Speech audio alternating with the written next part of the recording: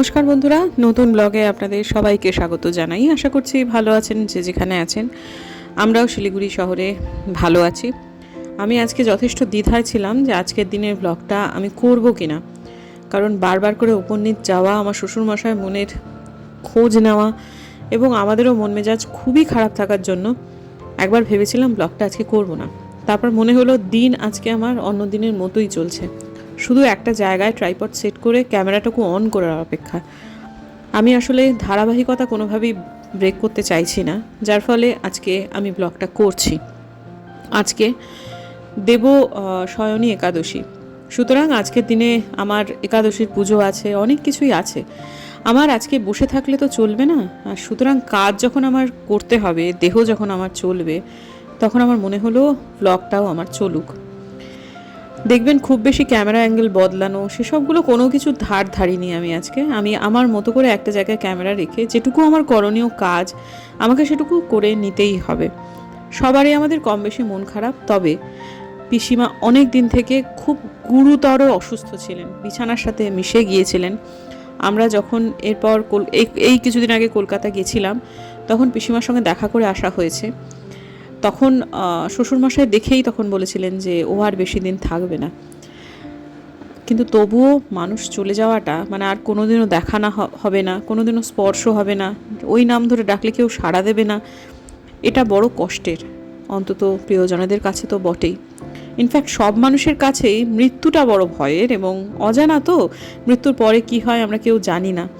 সুতরাং সব মিলিয়ে মিশিয়ে সময়টা আমাদের একদমই ভালো নয় আজকের দিনে, এবং সেটা যে ভালো নয় সেটা সন্ধেবেলাতে আরও বেশি করে বুঝতে পারলাম। এখন এই মুহূর্তে আজকে যেহেতু একাদশী, সেহেতু আমাকে বিছানা চাদর টাদরগুলো তোলা, তাছাড়াও আর কি মানে একটু তাড়াতাড়ি পুজো করা, সেসব তো আছেই। কিন্তু এটা আমার সাপ্তাহিক চাদর তোলা, এমন নয় যে এটা আমাকে একাদশীর জন্য তুলতে হচ্ছে। আমি ভেবে রেখেছিলাম যে আজকে এটা আমি তুলে ফেলবো।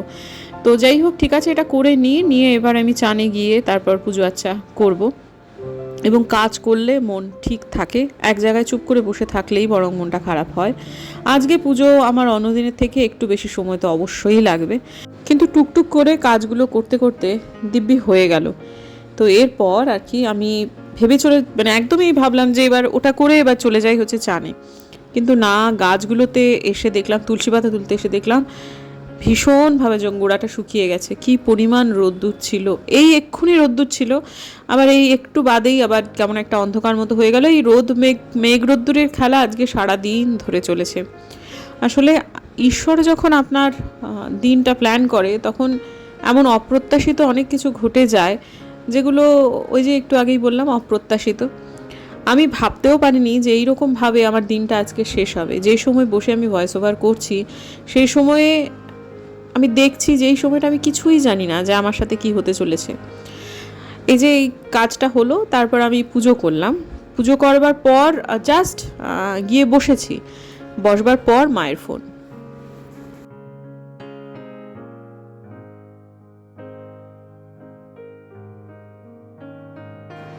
যেটা দেখাচ্ছি সেটা শান্তিনিকেতন থেকে কেনা কাফতানটা, পরে ভালো লাগছে। স্টিচের জিনিস আমি খুব বেশি ভালোবাসি। তো মায়ের ফোন তো এরপর এলো, তারপর কি হলো সেটা একটু বাদে আপনাদের বলছি। শুভ সন্ধ্যা বন্ধুরা, আমি এখানে একটু বেরোচ্ছি ফলস পিকো করতে দেবো মায়ের শাড়িটা। ভাবছি আজ দেবো কাল দেবো, হচ্ছে না সেটাও বলা ভুল, মানে ওই আর কি, বেরোনো তো আর হয়নি, এলামই তো পরশু, কালকে দিনটা সময় ছিল, কিন্তু যাই হোক। তারপর আরও কয়েকটা কাজ আজকের দিনটা আমাকে সারতেই হবে, একটু মন্দিরে যেতেই হবে আজকে একাদশী। সারা ঘর একেবারে ধোঁয়া করে ফেলেছি। আজকে বোলপুর থেকে আনা সব কিছুই আর কি পরেছি, কুর্তিটাও তাই, স্লিং ব্যাগটাও তাই। এগুলো অল্প দামি ব্যাগ হলেও কি খুব ভালো দেখতে লাগে, আর বেশ কাজেরও, ছট করে এদিক ওদিক যাওয়ার জন্য ওই ব্যাগগুলো ভালো। তো আমি একটু কনফিউজড আছি যে ভদ্রমহিলাকে আমি পাবো কিনা যার কাছে আমি এটা করতে দেবো। তিনি তো একটা নির্দিষ্ট সময় পর্যন্ত দোকানে থাকেন, বেরিয়ে না গেলেই বাঁচি। প্রথমে আগে ওখানেই যাবো, তারপর সেখান থেকে বেরোবো। তাড়াতাড়ি করে যেতে হবে, সেই জন্য একটা রিক্সা নিলাম, কিন্তু শেষ রক্ষা করতে পারলাম না। গিয়ে দেখি ভদ্রমহিলা একটু আগেই বেরিয়ে গেছেন। তারপর তাকে বললেন এক্ষুনি বেরোলেন আপনি, দেখুন ওই জায়গাটায় পাবেন। ঘুরে আবার গেলাম, গিয়ে দেখলাম আর নেই। তবে ওই আর কি, ঈশ্বর যা করেন সেটা মঙ্গলের জন্য। তা আমি তারপর একটা টোটো নিয়ে মায়ের ইচ্ছা কালী মন্দিরে যাচ্ছি। তার আগে বলি যে আমি মা ফোন করে আমাকে বললেন যে মায়ের অসহ্য দাঁতের যন্ত্রণা, কয়েকদিন থেকেই মায়ের দাঁতটা নিয়ে একটু সমস্যা হচ্ছে। আজকে ডাক্তারবাবুর কাছে গেছিলেন, গিয়ে ডাক্তারবাবু একটু টেস্ট করতে গিয়ে ওই ছোট্ট করে একটা ওই টুক করে দাঁতে মেরেছেন, তাতে এত অসহ্য যন্ত্রণা শুরু হয়েছে মার থাকতে পারছেন না। ডাক্তারবাবুর কাছে বলে এসেছিলেন যে আমি বুধবার আপনার কাছে দাঁত তুলতে আসবো। তা আমি তখন মায়ের সাথে ওই পুজো করে গিয়ে কথা বললাম, ঠিক আছে তাহলে আমি মঙ্গলবার যাচ্ছি। এই অবধি আমার সাথে কথা হয়েছিল, মা নানা করছিলেন, কিন্তু আমি জোর করে বলেছি না আমি যাব। তো আমি এই রকম সময়ে আমি জানি যে আমাকে বেরোতে হবে মঙ্গলবার দিন। সুতরাং মায়ের এই শাড়িটা ফলস পিকো যদি আজকে করে দিতে না পারি, শিলিগুড়িতে সমস্ত রবিবার দিন বন্ধ থাকে, ভদ্রমহিলাকে তো সোমবারের মধ্যে শাড়িটা আমার নিতেই হবে। আমি মায়ের ওই শাড়িটা এই কারণেতেই কিন্তু আজকে দিচ্ছিলাম। তো এসে তো দেখলাম যে ওটা বন্ধ, মানে বন্ধ না, মানে ভদ্রমহিলা বেরিয়ে গেছেন, দোকান খোলা কিন্তু ভদ্রমহিলা কর্মচারী এই দোকানে, তিনি বেরিয়ে গেছেন আর কি। তো তারপর আমি একটা টোটো নিলাম, নিয়ে আমি মায়ের ইচ্ছা কালী মন্দিরে যাব। অনেকদিন থেকে যাব যাব করছি, মায়ের কাছে কিছুতেই হয়ে উঠছে না যাওয়া। তো তারপর যা হোক সেটা একটা কারণ, আর তাছাড়াও আজকে একাদশী সেটাও একটা কারণ। তা আমি এই জায়গাটা যখন টোটোটায় চললাম তখন আমার মনে পড়লো এখানে তো আরও কয়েকটা দোকান ছিল যারা কিনা ফলস পিকো করে, তা সেখানে দিয়ে দিলেই হতো। এইসবগুলো ভাবছি, মানে হাতে কিন্তু আমি শাড়িটা নিয়েই নিয়েছি। তো যাই হোক তারপর মনে হলো ঠিক আছে থাকবে, এই সময়টা শাড়িটা দেবো না, তাহলে পরে যখন মায়ের জন্মদিনের সময় যদি যাই তখন দেবো। এগুলো ভেবে ভেবে আমি ঢুকে গেলাম হচ্ছে মায়ের কাছে। আচ্ছা, মায়ের কাছে পুজো আচ্চা দিয়ে যখন আমি বেরোচ্ছি তখনই আবার মায়ের ফোন। সেই গলাটা যদি আপনাদের শোনাতে পারতাম বন্ধুরা, কি বলবো। তখন মা জিভ জড়িয়ে গেছে, কথা ভালো করে বলতে পারছে না, একটা অদ্ভুত কণ্ঠস্বর। সেটা ঠিক মায়ের কণ্ঠস্বর বলে আমার, মানে আমি জানি ওটা মা, কিন্তু কণ্ঠস্বর বদলে গেছে সত্যি কথা। মানে এত অসহ্য যন্ত্রণা, এত অসহ্য যন্ত্রণা যে মা সবটুকু যেন বদলে গেছে। এবং মা বলছেন আমি আমি মরে যাচ্ছি যন্ত্রণায়। ডাক্তারবাবুর সাথে কথা হলো, মানে মানে কথা জড়িয়ে যাওয়া যতটুকু বোঝা গেল যে ডাক্তারবাবুর সাথে কথা বলে ডাক্তারবাবু চেম্বার ছেড়ে দিয়েছেন। কালকে উনি আমাকে বলেছেন আপনার যখন এত অসহ্য যন্ত্রণা আপনি কাল আসুন, কাল আপনার দাঁত তুলে দেব। ব্যাস হয়ে গেল আমার।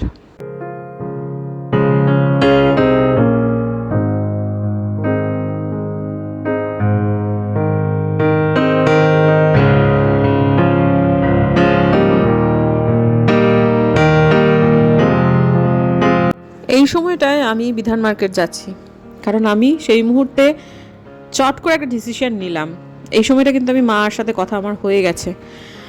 আমি ঠিক করলাম আমি যখন বেরিয়েছি আমি কাজটা সম্পূর্ণ করে তবে যাব, কারণ এই মুহূর্তে আমি দিনহাটায় যাচ্ছি না, মানে যেই মুহূর্তের সময় আপনারা দেখছেন। সুতরাং আমাকে ঠান্ডা মাথায় কাজটা করতে হবে, আমাকে সব দিক ব্যালেন্স করতে হবে। আমি এই সময়টাতেই আমার হাজব্যান্ডকে ফোন করলাম, বললাম আমি কালকে দিনহাটায় যাচ্ছি, একটা ব্যবস্থা করে নাও। সে প্রথমে বললো উত্তরবঙ্গ হবে না, কারণ উত্তরবঙ্গ লিস্ট বেরিয়ে গেছে। তা ওটা কালকে সকাল, এটা তো কলকাতা থেকে ছাড়ে না, সুতরাং লিস্ট বেরিয়ে গেছে, হবে না। তা আমি তখন বললাম আমি গাড়ি নিয়ে যাব।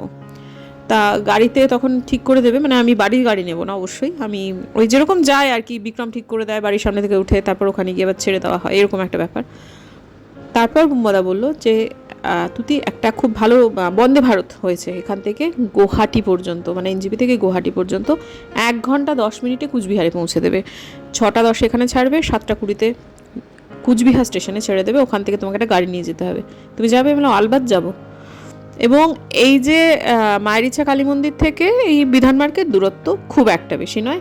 এতটুকু সময়ের মধ্যে আমাদের মোটামুটি টিকিট ফিকিট কাটা সব শেষ হয়ে গেল, ডিসিশন নেওয়া হয়ে গেল ফোনেই, এবং টিকিট কাটা হয়ে গেল। এবং এই সময়টায় আমি টোটোর ভাড়াটা দিয়ে মাকে বলেও দেওয়া হয়ে গেল যে মা আমি কালকে যাচ্ছি, তুমি একদম চিন্তা করো না। মমিনাদির সাথে কথা হলো, আমি যাচ্ছি, তোমার কোনো চিন্তা নেই।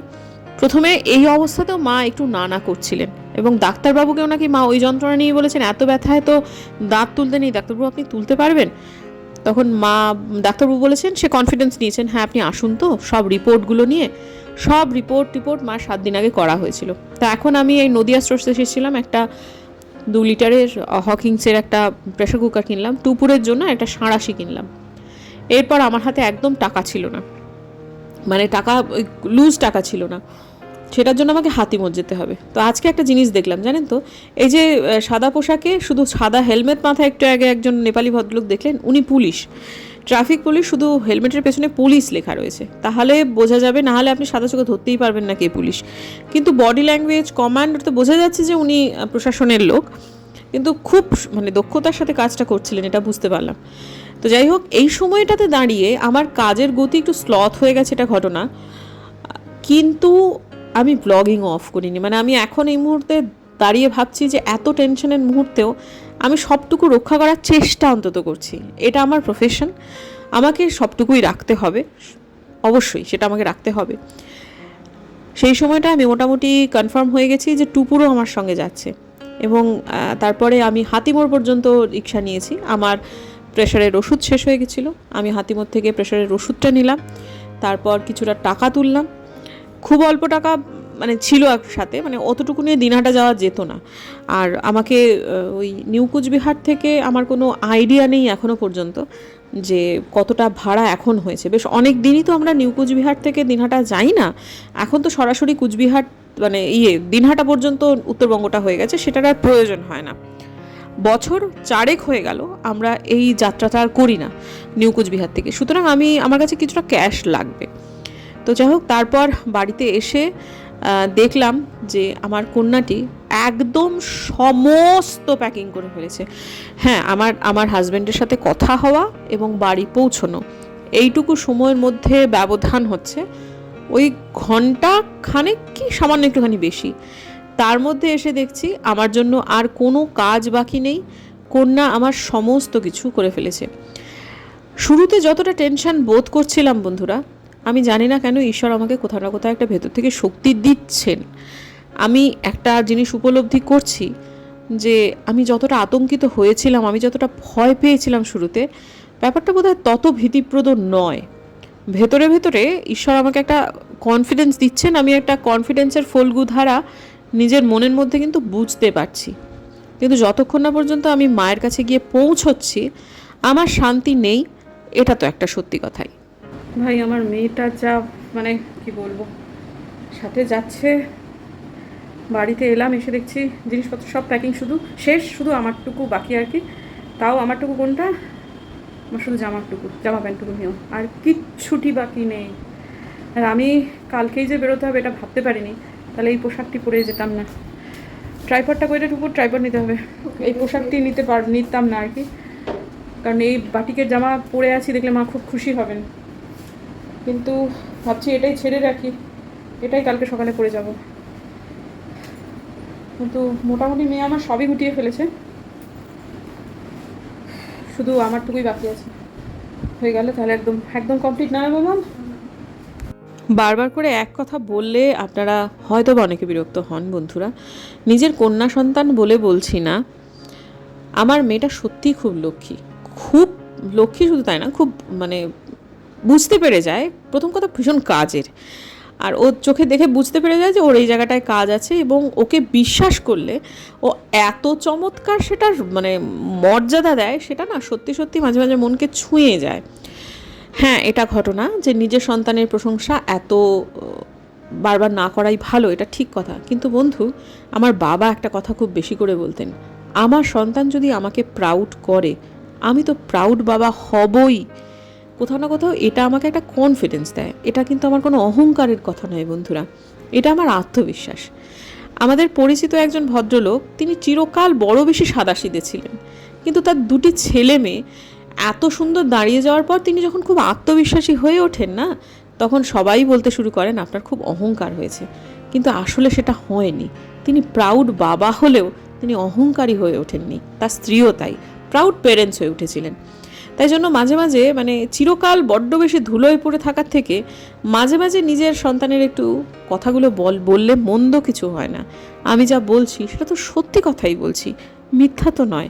এই যে এতক্ষণ সময়ের মধ্যে সে সবটুকু করে ফেলেছে, তার আমি জানি আমার আর দেখবার কোনো দরকার নেই যে সে কি গুটিয়েছে কি গোটায়নি, আমি জানি সে সব ঠিক নিয়েছে। এটা অ্যাপ্রিসিয়েট আমি যদি না করি, বাইরের লোকে করবে সেটা আমি আশাই বা করছি কেন বন্ধু?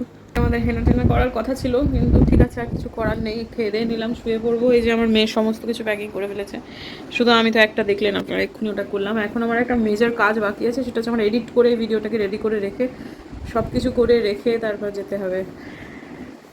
আমি বুধবার দিন যাওয়া, মানে বুধবার দিন রাত তো না, মঙ্গলবার বেরোনো, এরকম আমি ভেবেছিলাম, যে মাও তাই বলছিলেন। কিন্তু তখন তো বললাম যে মন্দির থেকে বেরিয়ে টোটোয় চড়ার আগেই আর কি মার ফোন এলো, বিধান মার্কেট মানে যেতে যেতে এখান থেকে বেশি দূর নয় কিন্তু আমাদের ইয়ে থেকে ওই মায়ের ইচ্ছা কালী মন্দির থেকে বিধান মার্কেট। তা আবার টোটো টোটো তো দ্রুত যান, রিক্সা হলে তাও একটু টোটোর থেকে একটু কম হবে। তো ওইটুকু সময়ের মধ্যে আমার সবটুকু হয়ে গেল। মুম্বাদাকে ফোন করা, ও বললো উত্তরবঙ্গে নেই। তারপর সে আবার আমাকে, প্রথমে আমি বললাম তুমি দেখো উত্তরবঙ্গে আছে নাকি, বলে ফোনটা রেখে দিলাম। তারপর ওই কয়েক সেকেন্ড পর ফোন করে বললো উত্তরবঙ্গে নেই। তারপর বললো যে তাহলে কিসে যাবে? আমি বললাম তাহলে গাড়িতে যাবো, যেরকম বাড়ি থেকে নেমে ওখানে গিয়ে নামতাম সেরকমই একটা কাউকে একটা বলো, এখন ড্রাইভার ঠিক করে দাও। প্রথমে বলছিল আলিদাকে নিয়ে চলে যাও, তাহলে আমি তো ফেরত আসতে পারবো না, মার তো যতক্ষণ ইয়ে থাকবে অবসভাব থাকবে ততক্ষণ, তারপর তো সাংঘাতিক ব্যথা হবে, আমাকে তো মার পাশে থাকতে হবে। তখন বলো ঠিক আছে তাহলে তো মানে বাড়ির গাড়ি নিয়ে চলে যেতে বলছিল। তারপরে আমি তাহলে দেখছি আমি কী করা যায়। তারপরে আবার একটু বাদে ফোন করে বললো যে গাড়িতে যাবে না ট্রেনে যাবে? আমি বললাম আমি গাড়িতেই যাবো। তখন আমি ডিসিশন মোটামুটি নিয়ে নিয়েছি।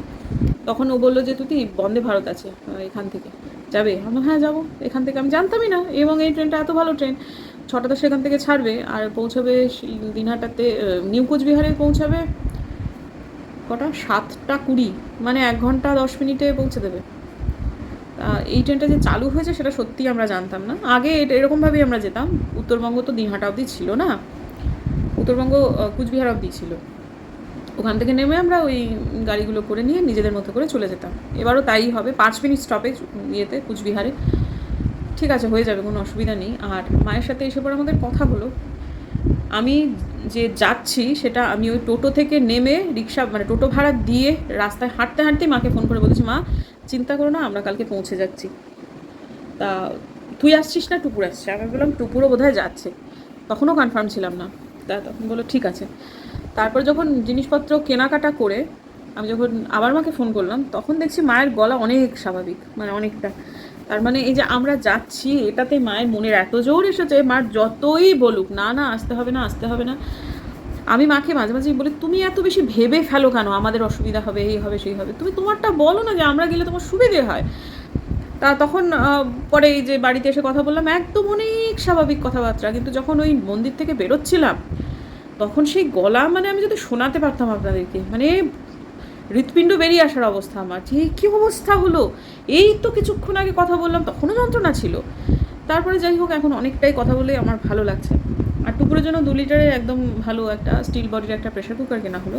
এটা আমাকে মাই কিনতে বলেছিলেন, কারণ যেখানে যাবে সেখানে মেসে হবে না পিজিতে সম্ভবত হবে না, যা আমরা মনে হচ্ছে, কি জানি না হতেও পারে। কিন্তু মা আমাকে বলে দিয়েছে যে প্রেশার কুকার আর সাঁড়াশি এই দুটো কিন্তু আগে থেকে একটুখানি ব্যবহার কর, মানে প্রেশার কুকারটা মাজা সেটাও একটা ট্রেনিং, ব্যবহার কর। Pressure cooker risky. আর সাঁড়াশিটা হয় সেটা হচ্ছে বেস্ট কোয়ালিটির সাঁড়াশি, যে চেনা দোকান, ওটা নদিয়া স্টোর থেকে কিনা, ওরা খুব ভালো জিনিস দেয় বলে, একদম চেনা দোকান থেকে বেস্ট কোয়ালিটির সাঁড়াশি, বেস্ট কোয়ালিটি প্রেশার কুকার, এই দুটো আগেই কিনে কিন্তু বাচ্চাকে ট্রেনিং দিতে হবে। হ্যাঁ, তো ওই যে কড়াই ধরা, তারপর প্রেশার কুকার হ্যান্ডেল করা, সেটাকে মাজা, ঠিকঠাক মাজা, এগুলো ট্রেনিং দিতে হবে। সেজন্য ওই দুটো যেহেতু টুকুরের সাথে যাবে, তার হস্টেল লাইফে লাগতে পারে আবার নাও পারে। যদি হোম ডেলিভারি খায়, মেয়ে আমার ডাল ছাড়া খেতে পারে না। এখন ডালটা তারা হয়তো একবেলা রান্নাটা ফ্রেশ করে দেবে, কিন্তু শুধু টুকুরের জন্য সম্ভাবনা খুবই কম যে তারা রাতেও ডালটা রান্না করবে। তারা দিনেই যেটা রান্না করা থাকবে সেইটাই হয়তো রাতে দিয়ে দেবে। আর রাতে আমরা তো দেখছি ডাল ভালো থাকে না, সেই জন্য ওই আর কি, যাতে একটু নিজের মতো করে নিতে পারে সেই ব্যবস্থাটুকুই করে দেওয়া। তো চলুন বন্ধুরা, আজকের দিনের জন্য ব্লগটাকে শেষ করব। অনেক ভয়েস ওভারের পার্ট আছে, আমাকে অনেকক্ষণ সময় দিতে হবে এডিটিংয়ের পেছনে। এদিকে বেজে গেছে মোটামুটি দেখুন 10:30, মানে 10:25, অল্প ফাস্ট, কিন্তু যা হোক 10টার বেশিই বাজে। 11টার মধ্যে শুতে হবে। আমি একটু ক্লান্তও বোধ করছি, খাওয়া দাওয়া হয়ে গেছে, মানে মেয়ে শুধু গুছিয়ে রাখেনি, মেয়ে খেয়েও নিয়েছে। আমি এসে বরং আজকে আর একাদশীটা কন্টিনিউ করলাম না, আমি খেয়ে নিলাম, কারণ আমার পক্ষে আর সম্ভব হবে না। আমি মাথা করে পড়ে গেলে কালকে সকালবেলা উঠে অত সকালে তো কিছু খেতে পারবো না, ওরকম করলে সম্ভব না আর কি, ওটা রিস্ক হয়ে যাবে। তাই জন্য ঈশ্বরের কাছে করে অনুমতি নিয়ে আমি খেলাম। তো চলুন, দেখা হচ্ছে কালকে একটা নতুন ব্লগে। একদম অপ্রত্যাশিতভাবে দিনহাটা যাওয়া হচ্ছে, আশা করছি ভালোই হবে, সব কিছুই ভালো হবে। শুরুতে খুব মনটা চিন্তান্বিত ছিলাম আমি, কিন্তু এখন অনেকটাই রিলিফ মনে হচ্ছে। জানি না কেন ঠাকুর কোথা থেকে একটা শক্তি যোগ আসছে, মানে জুগিয়ে যাচ্ছেন। কালকে আমাদের কাজের মেয়েটি আসছে না, মায়ের যে কাজের মেয়েটি, রান্নার লোকটি, সে তার কোনো একটা আত্মীয়ের স্বাদ আছে, তো হোম ডেলিভারি বলা হয়েছে। ঠিক আছে, হয়ে যাবে, কোনো অসুবিধা নেই। চলুন, দেখা হচ্ছে কালকে একটা নতুন ব্লগে। যদি আমার ভিডিও ভালো লাগে সাবস্ক্রাইব করবেন, পাশে নোটিফিকেশন বেলটা অন করবেন, যাতে ভিডিও দিলেই নোটিফিকেশন চলে যায় আপনাদের কাছে। দেখা হচ্ছে আগামীকাল, ততক্ষণ